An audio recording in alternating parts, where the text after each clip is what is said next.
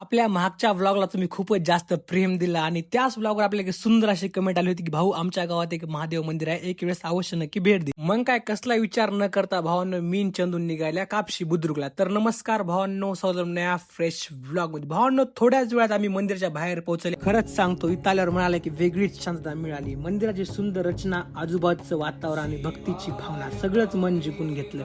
आजकालच्या धावपळीच्या आयुष्यात अशी ठिकाणे म्हणाला वेगळीच ऊर्जा देतात आणि खरंच आपल्या गावात अशी सुंदर ठिकाणे असणं म्हणजे अभिमानाची गोष्ट आहे.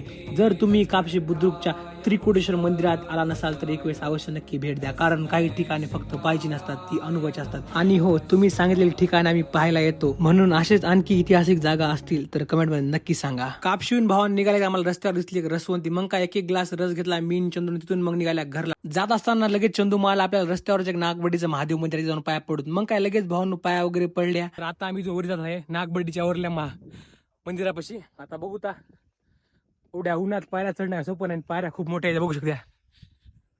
वरी जाऊन शिवलिंग आहे म्हणून त्या पाया पडूता आणि मग जाऊ घराला. वाटावरचं मंदिर होतं म्हणाले आपण.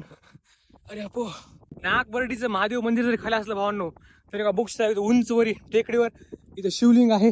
बुक्सचा व्ह्यू कसला खतरनाक आहे इकडे बघा, तळं वगैरे खूप उंच टेकडीवर आहे. आता इथून वरी यावं सोपं नव्हतं, आता खाली जायला खूप आवड आहे. बघू शकता चंदू तिकडे व्ह्यूचा मजा घेत आहे. तर व्ह्यू पावसाळ्यात तिकडे बॅस राहणार आहे. खूप उंच आहे टेकडी बघू शकता आणि इथे आहे शिवलिंग. नागबडीच्या भावानं पाया वगैरे पडल्या आणि चंदू मला इथं आपल्याला घरगुती लस्सी एकदम बेस्ट भेटते. मग काय एक ग्लास लस्सी घेतली आणि भावांना तोंडाला बांधलं आणि निघाल्या भावांना घरला. व्हिडिओ लाईक अँड फॉलो करू नका. भेटूया नेक्स्ट ब्लॉग मध्ये.